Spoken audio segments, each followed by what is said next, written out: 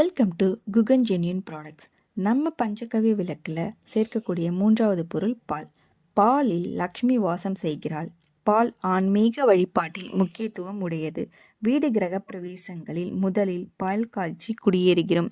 ஏனென்றால் அந்த வீட்டில் உள்ள தீயவை நீங்கி நன்மைகள் பொங்கும் விதமாக பாலை பொங்கவிடுகிறோம். யாகங்களில் பாலை பயன்படுத்துகிறோம். பசும் பாலில் சந்திரன் வாசம் செய்வதாக ஐதீகம். சந்திரனை போன்ற வெண்மை நிறத்தில் பசும்பால் இருக்கும். இது தூய்மை நிறைந்த பளிச்சென்ற ஒளி போல வாழ்விலும் வீசுவதாக நம்பிக்கை.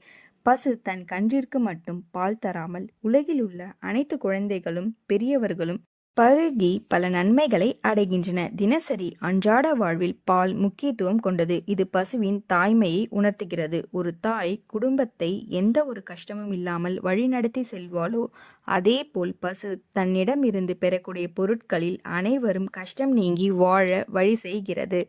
பசுவிடம் இருந்து பெறப்பட்ட பாலில் செய்யப்பட்ட பஞ்சகவ்ய விளக்கை வாங்கி ஏற்றுவோர் கஷ்டம் நோயின்றியும் லக்ஷ்மி கடாட்சம் பெருகியும் வாழவும் கேட்டதை கொடுக்கும் கற்பக விருட்சம் நம் பஞ்சகவ்ய விளக்கு.